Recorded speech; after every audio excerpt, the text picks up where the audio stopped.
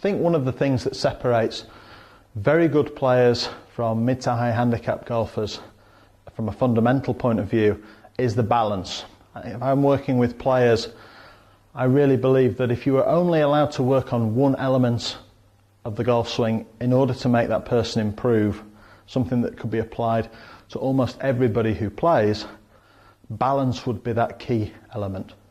Golf swings are all different shapes and sizes, we're all different people, so it's not, in my opinion, reasonable to teach everybody to swing the club with the same method.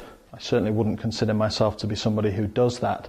I like to make the best of a player's individual abilities. However, in my experience over the years, balance is an area where almost every player can improve. And you can make significant inroads into improving the distance you hit the ball by creating the correct balance points in your swing. So what do we mean by this? Well, when we're looking to address the ball, we talked about posture in previous videos, how we want to keep the spine straight, we tilt forwards with the chest and add some knee flex in to create an athletic balanced posture.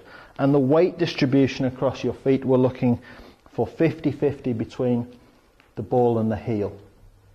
So more weight on the balls or toes or more weight on the heels is going to have a significant impact to your golf swing.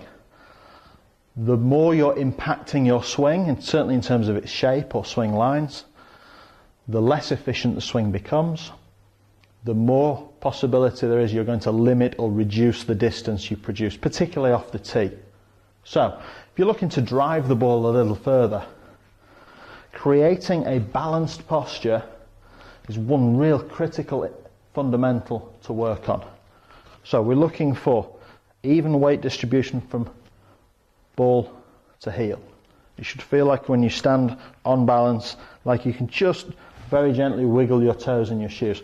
I think probably the most common thing that I see, particularly with drivers, a player who stands too far away from the ball and has to reach forward to reach the ball. All the weight comes onto the balls or the toes.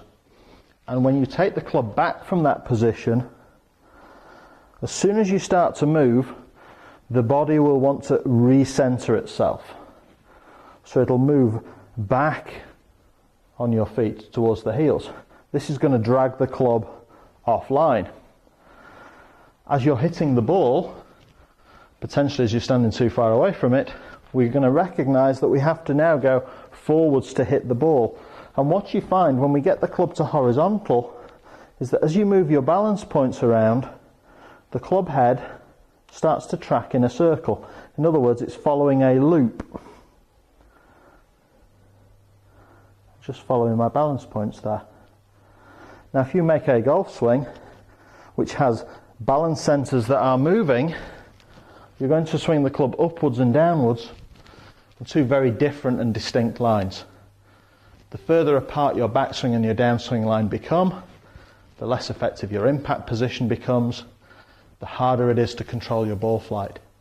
So if you're looking to work on one fundamental that can really impact your game, and particularly if you're looking for a little more distance off the tee, shoulders, knees, end of the shoelaces. If you can line those 3 points up, shoulders, kneecaps, end of the shoelaces, that's an ideal balance point for the golf swing.